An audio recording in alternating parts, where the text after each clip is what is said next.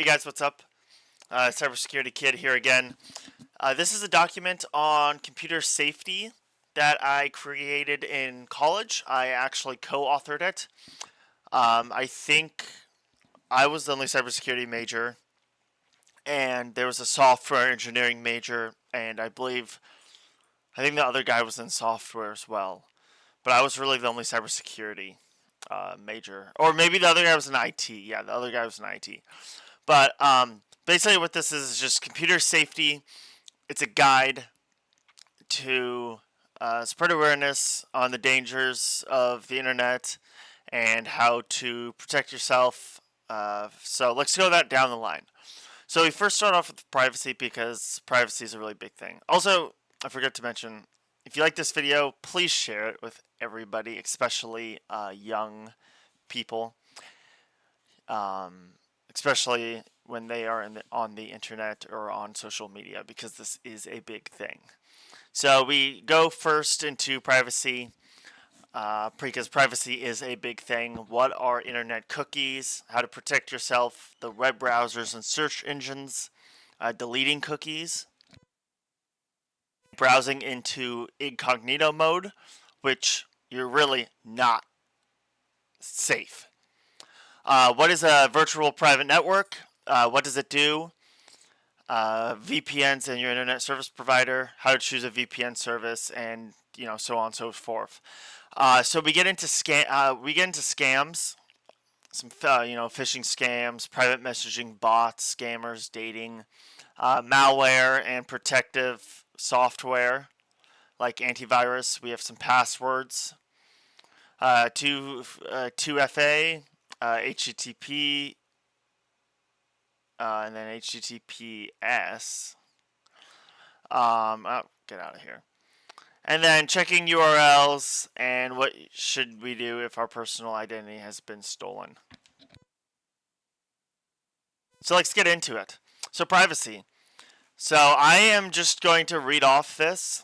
So we've all shopped on the internet before, but have you ever seen when you go to a different website and you see ads of that same product that you were originally looking at? So this is one prime example of you being tracked on the internet. This is because websites track your activities when you're online. Everything you search and click on, mouse movements, and your IP address gets logged. And I actually was the one who wrote this. So what are internet cookies? So when you go online, websites save small amounts of data information. They're called cookies. Cookies are pretty much harmless for the most part, but they are used to make ads more appealing and relevant to you based on what you searched up in your search engine. So remember certain things like login credentials and products that are in your shopping cart while browsing an online retailer. So think of Amazon and or any website, and you click add to cart or add to bag. If you had cookies disabled, Amazon would not work because that information, that new computer that you just added to cart before you check out, would not be able to it would not be saved there. That's why cookies have to save that information and then put it there. So if you go in your browser and turn off cookies, a lot of websites are not going to work, including eBay, Amazon, parts of Google. It will not work. There's cookie settings in there that you can use, to change that. And then common social media sites, including Facebook, Instagram, YouTube, etc., all monitor your activity, and they really know more information about you than you probably thought. So how do we protect ourselves? Well, obviously protecting yourself online is critical in protecting your privacy, and some ways to protect your privacy is, well, to stop using Google Chrome as your web browser. So yeah, Google Chrome is a safe web browser, but when it comes to user privacy, it's questionable. I will get into that later. For example, I believe Google Chrome incognito mode. Weren't they just I'm pretty sure they were. I don't think they were sued, but wasn't it found out? This is a a very serious thing.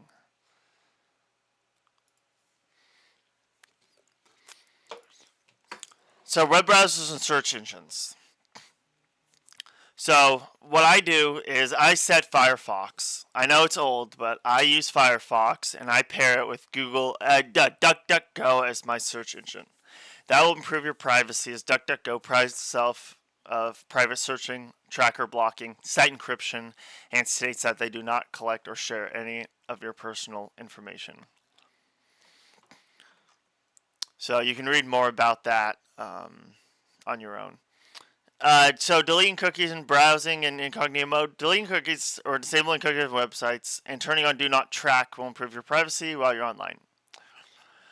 Browsing in incognito mode or using a VPN will not necessarily keep you private. A lot of people think it will. It does not. You will learn why it does not in the VPN section. It's because you're hiding your internet usage from your ISP internet service provider. You're not hiding your internet usage from the internet itself.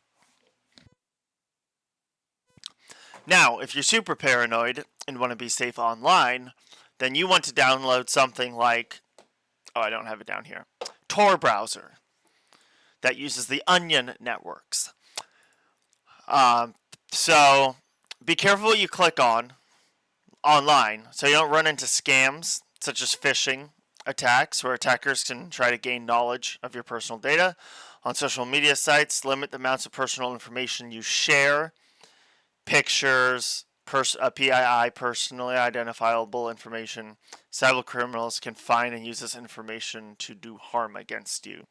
For example, looking up your name. If they know your name and your location, they can look up your name and your location online and find your address.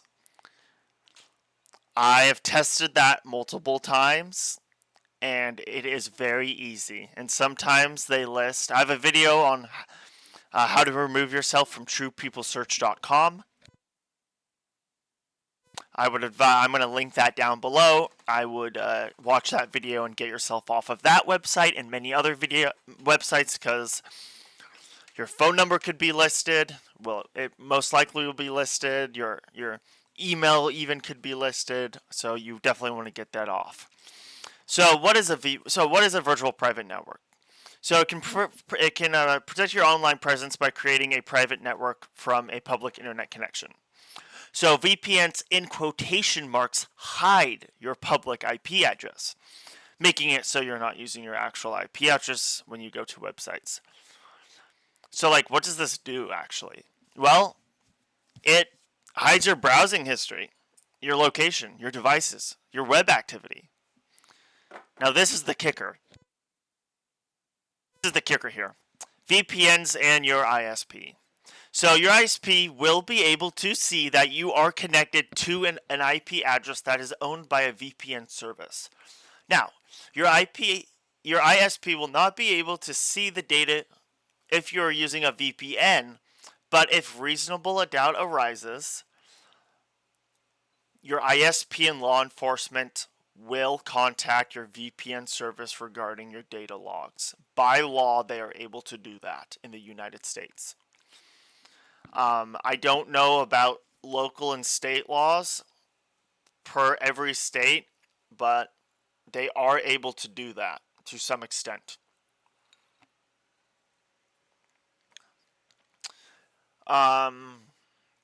So depending on the VPN service you use, VPN services can still keep and log your data, which they may intend to sell to third parties. Now, this usually happens with VPNs that are free. Why? Because that's how they make their money. They sell your data. So some VPNs claim to store data, and some claim to not store data. And then sometimes the ones that claim that they don't store data still store data.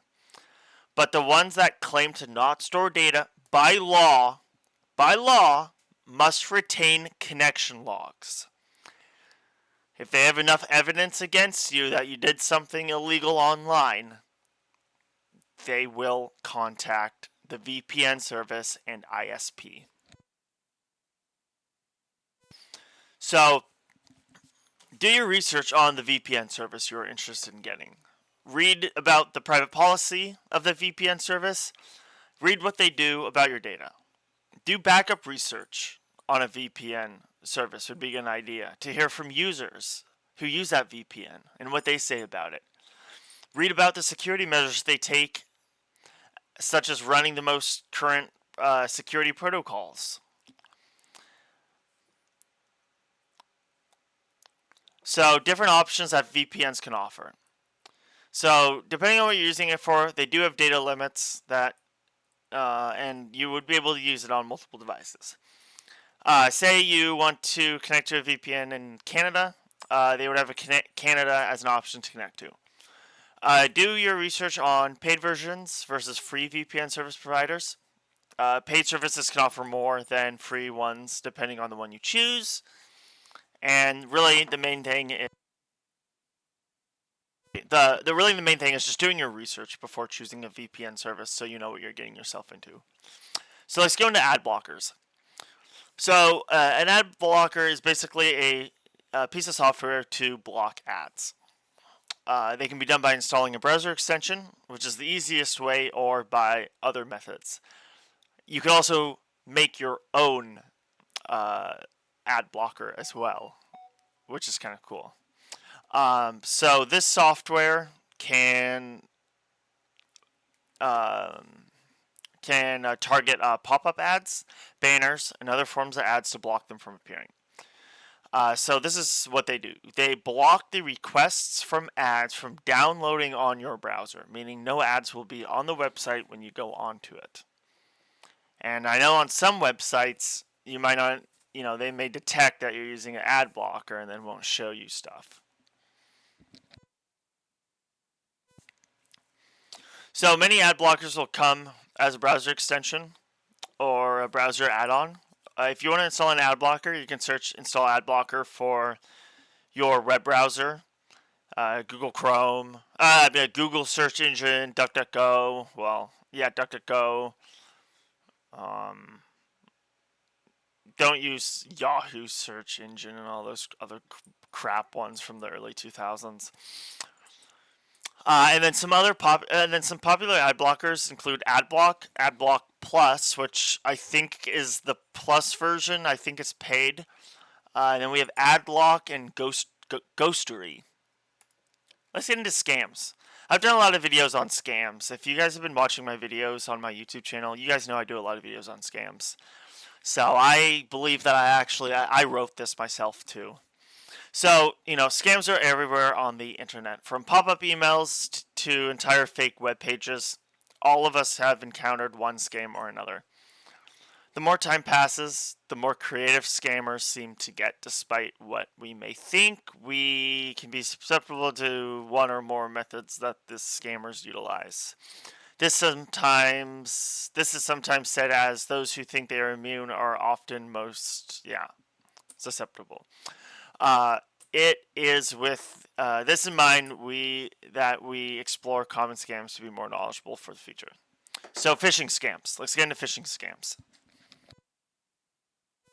So phishing scams are some of the most well-known scams in existence. Almost all phishing scams are done through email. They could also be texting, SMS phishing.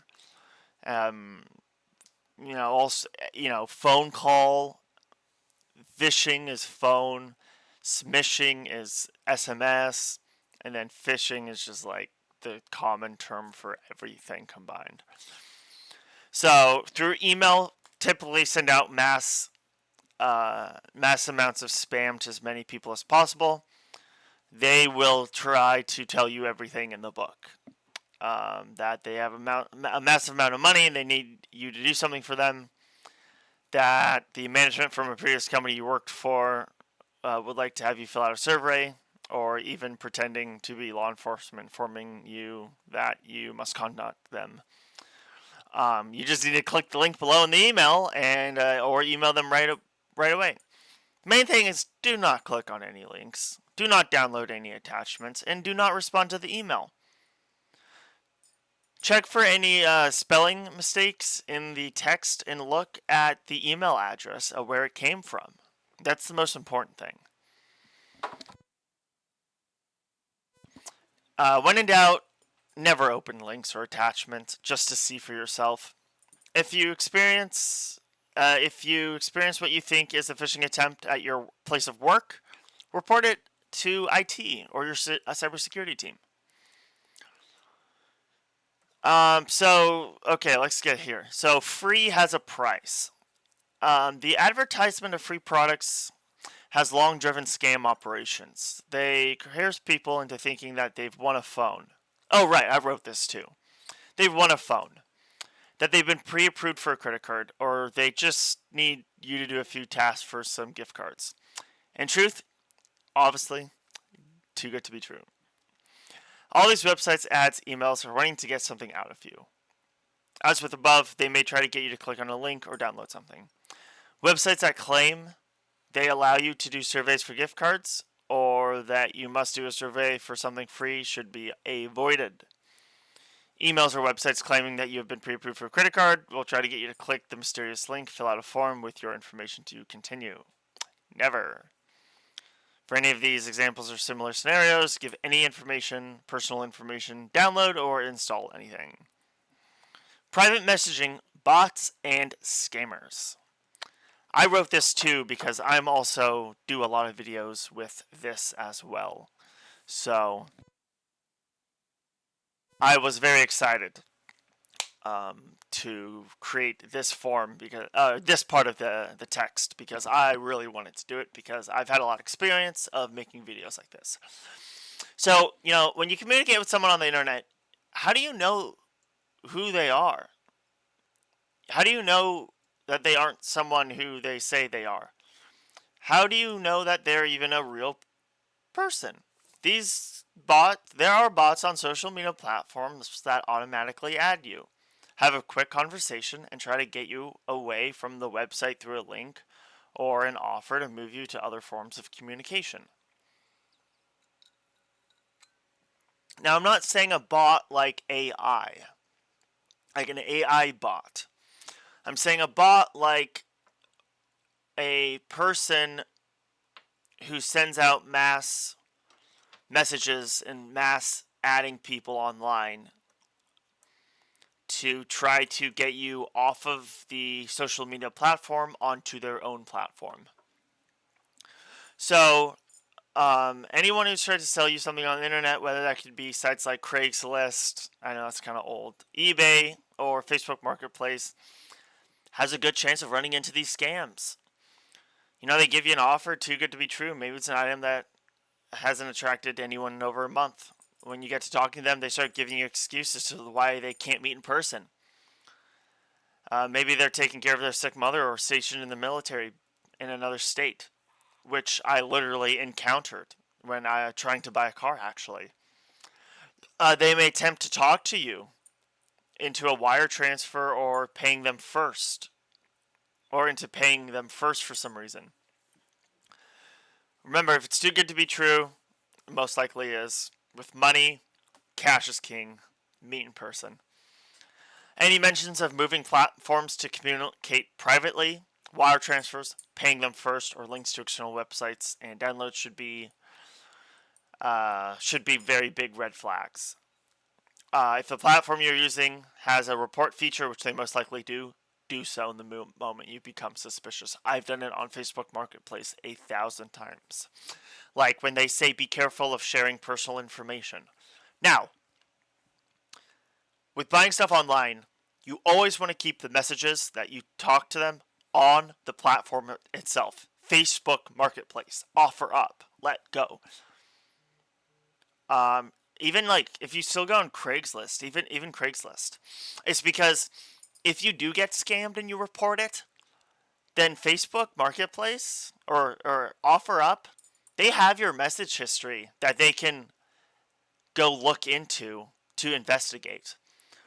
Now, if you're texting off of their application on your cell phone number, they don't know that information. You can't report that information. They wouldn't be able to investigate that. So it's very imperative that you stay on the actual website, like Facebook Marketplace. Now, I'm not saying Facebook Marketplace OfferUp are just constantly spying on your messages. No, that is definitely not the case. If they do that, if an employee is found doing that, they will be fired and have legal consequences, because I know. From working within tech, I do know that it is employees cannot do that. So dating scams. So dating scams scams in general, but dating scams take in a lot of money every year. Again, remember, you cannot tell someone who they really are on the internet. As with, all the above, never send money to someone you do not know or someone who you cannot verify if they are real. Immediately rushing into things, using stories of their struggles where money would greatly help them, continuously finding excuses as not to show who they are or meet up, are all signs of dating scams.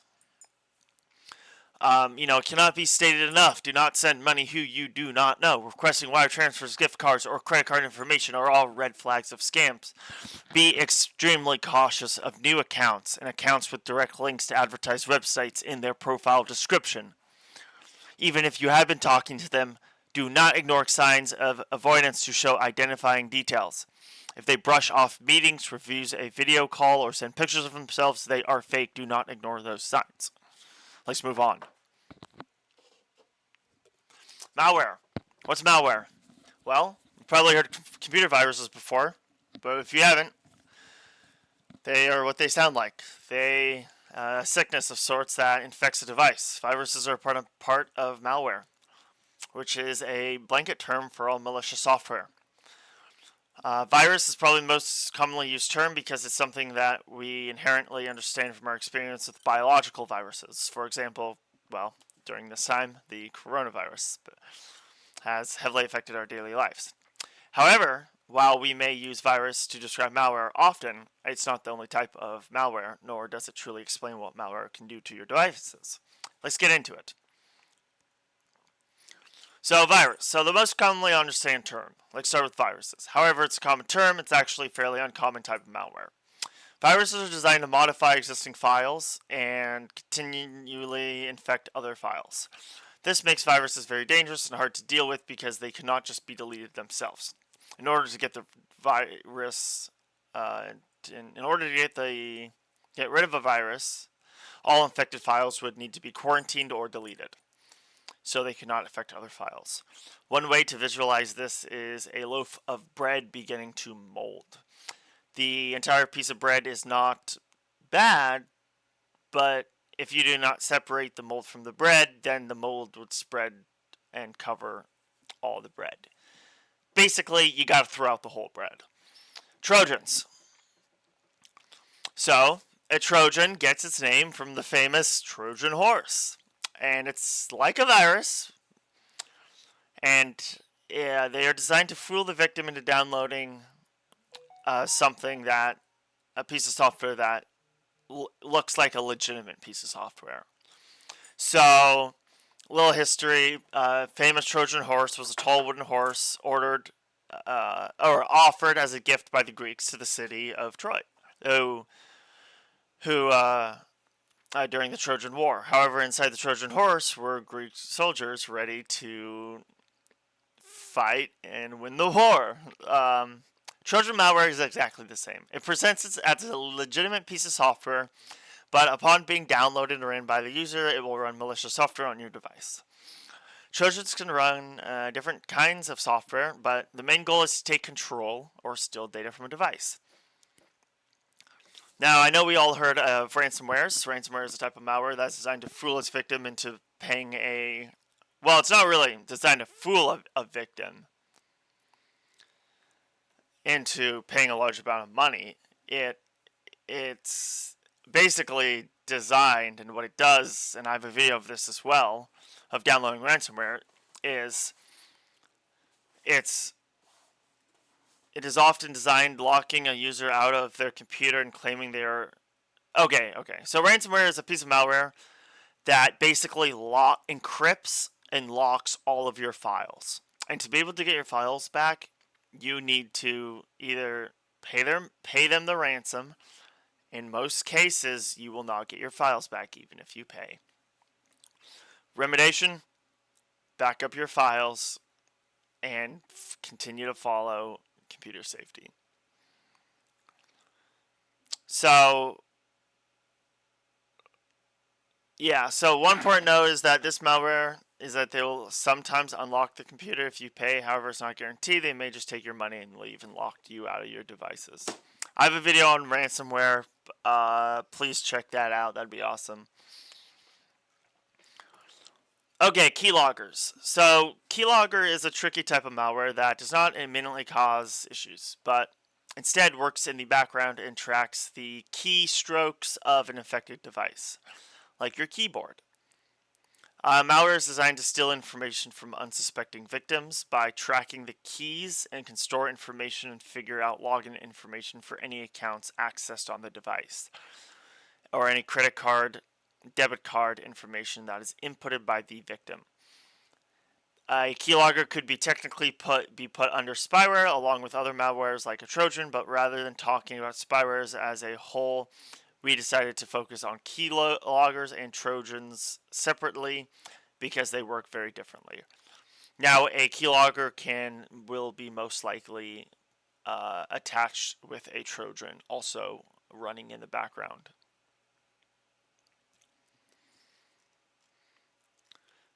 So common malware locations. So to protect yourself from devices, you should be aware of where it comes from and steps to avoid common malware infection strategies. You should generally stay safe from most malware malicious attacks.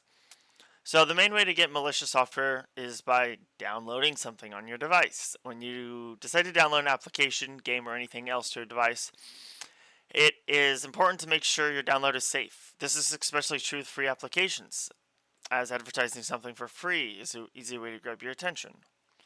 On the other side of this, rather than free application, any site or download claiming to be a free version of the normally paid software is very likely a malicious download, possibly. Now, we don't condone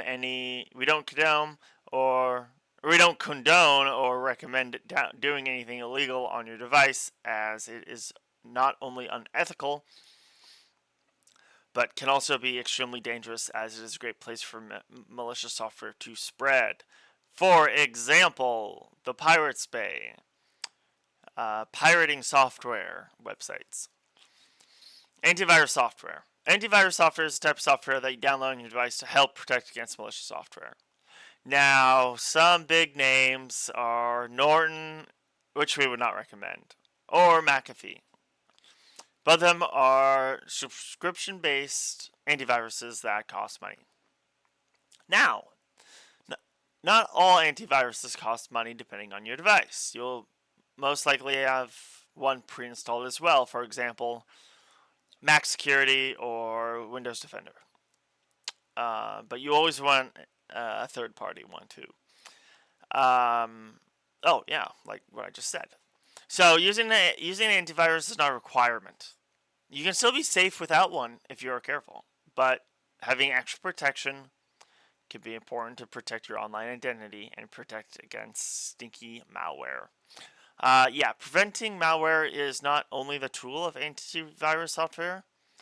They also offer extra features. McAfee, for example, can show you if websites are trusted or not, boost application performance, and check if your information was leaked, and more. Instead of getting McAfee, I would get WebRoot. It's also cheaper and a little bit more trusted. So there's also a fairly common joke about many antiviruses that they are indeed a virus themselves because they are very annoying or hard to uninstall if you decide to not run them anymore. Now this could be very true. They could have pop-ups, advertise themselves, and try to convince you not to uninstall them if you choose to. However, they are products just like Microsoft Edge. If you use it to download Google Chrome or Firefox instead, it will attempt to convince you otherwise.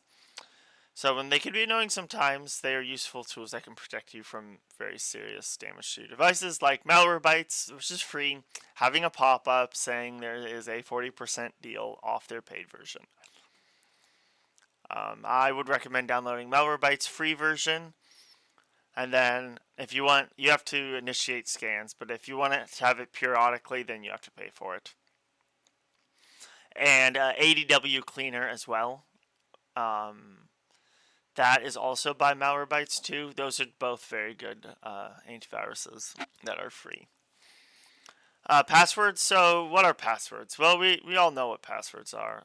It's a set of characters that are used to lock an account to a person. Password is the first line of defense between you and someone pretending to be you. That means that if someone guesses your password, they can take over your account and pretend to be you. Passwords is meant to be kept secret, but often when people make passwords, they want something easy to remember. And when a password's easy to remember, then usually it means it's probably pretty easy to guess.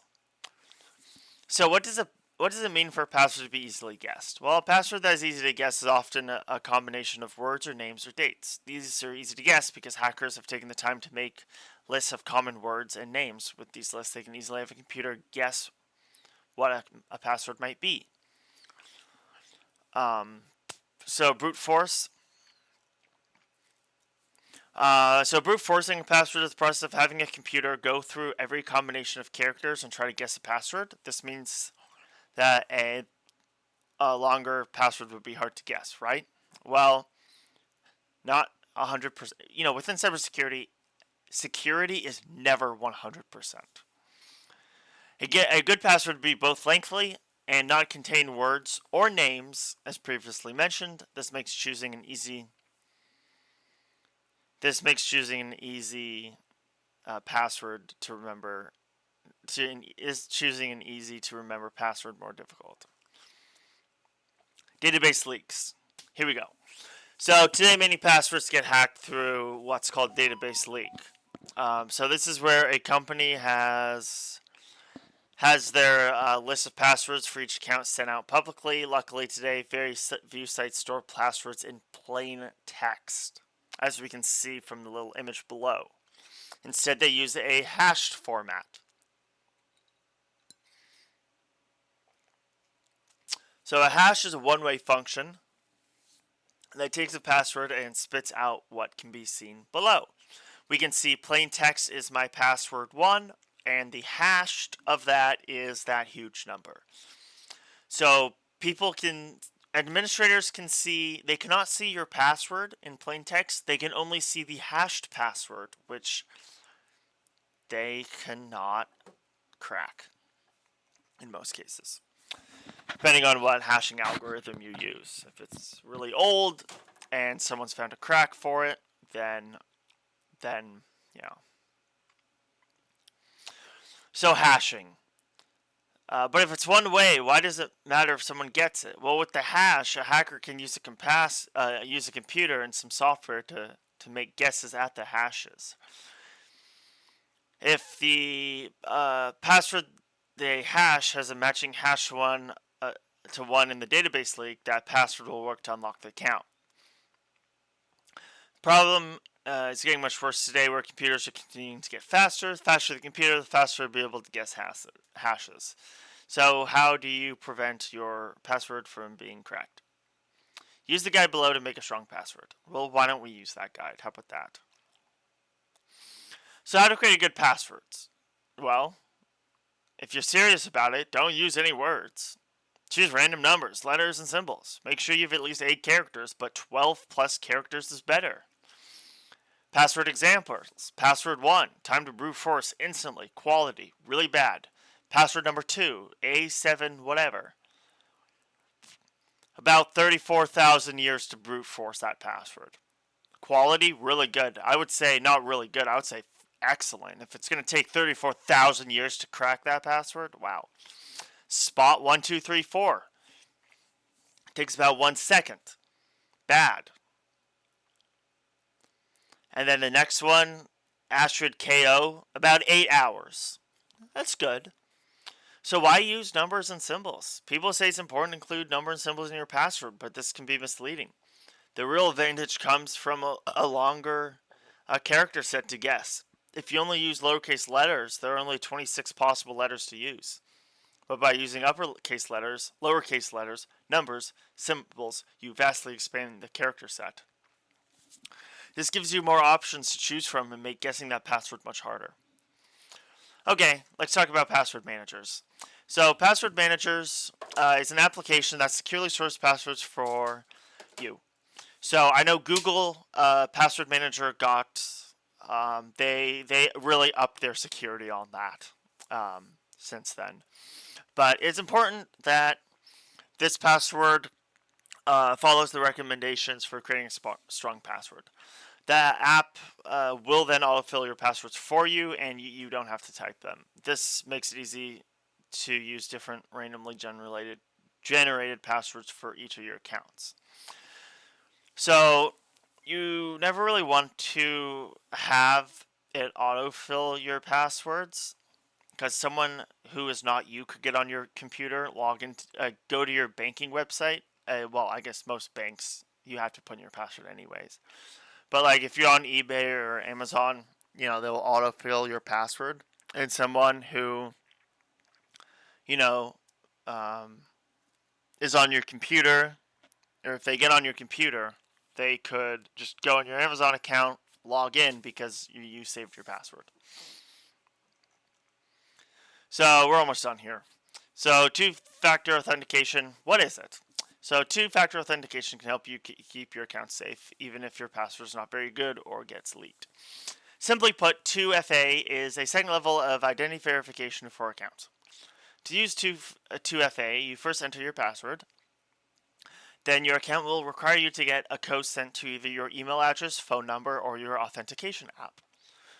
Only after getting this code and entering it in like a password, you will be allowed to log into your account.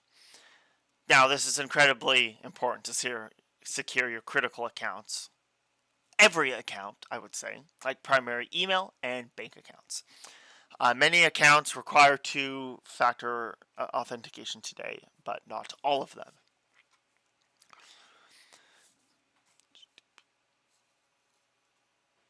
So why use it? Why is it so effective? Two-factor authentication works because it will always require an interaction from the user. This being either reading a text message, email, or authentication app. If you're the only one who can receive text from your number, then you're most likely the only one to see this verification code. It'll also quickly let you know if someone else is attempting to log into your account because you will get a legitimate email from the 2FA from, say, Google saying that you are trying to log into your account when you yourself are not trying to log into your account at that time. So HTTP and HTTPS, there should be an S there.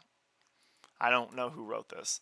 What is HTTPS? So HTTP and HTTPS are two protocols on the internet that are used to communicate your device and the outside world. So HTTP and HTTPS are two peas in a pod. However, they are opposite of one another. Now, when the internet first started, there was only HTTPS, Hypertext Transfer Protocol. Now, there is HTTPS Secure, Hypertext Transfer Protocol Secure. That's what is only used today. As you can see on your YouTube video, you can see in the URL HTTPS. So they are destroying it in their use. It's either one or the other that is used. What's important is that the S in HTTPS stands for secure. HTTPS is an upgraded and more secure version of HTTP. HTTPS secures the traffic going between your devices and the website. Here, the information your computer sends is protected from outside viewers looking at your traffic and being able to extract certain information from it. This becomes most useful when using a public internet connection like public Wi-Fi and when you're at your house. Every website uses HTTPS for the most part. If you get on a website that is HTTP, you want to get off of it. And if you're using public Wi-Fi, use a VPN, because you don't know if someone is in your coffee shop who are on their computer who is on the Wi-Fi also literally taking a capture of literally all the network traffic. Yes, that is completely possible. I'm not saying I've done it before, but in my cybersecurity labs, I've done it on my own computer and have captured my own internet traffic and decoded it. So, so how can you tell if you're using HTTPS? You'll see HTTPS here. How you cannot tell, it'll be something like this. A lock with a line. Or,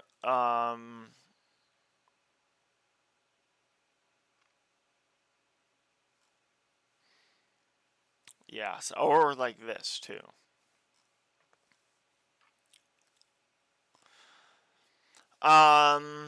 So search engines is a tool, a great thing that you can use. Search engines like Google, Yahoo, Bing, or DuckDuckGo to search for websites you are going to. For example, I'm just gonna skip through some of this and skip through that.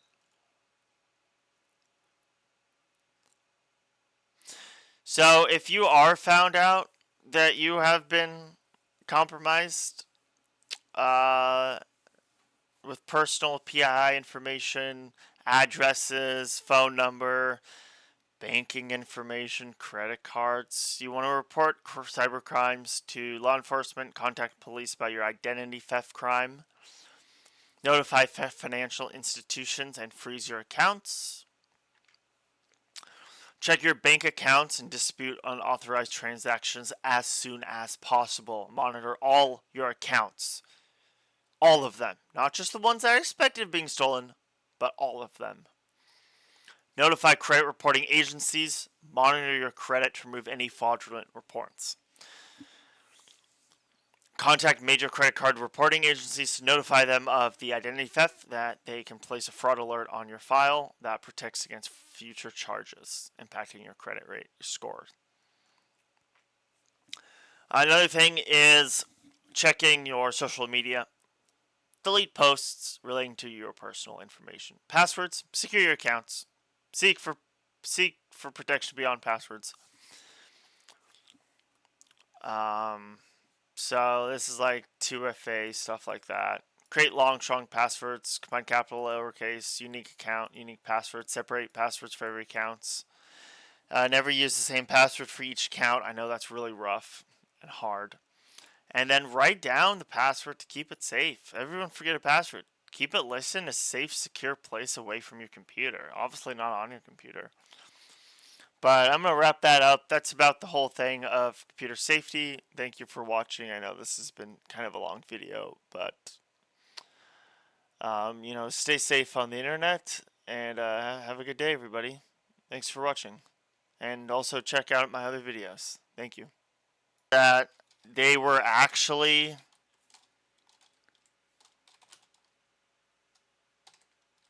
I think they were sued.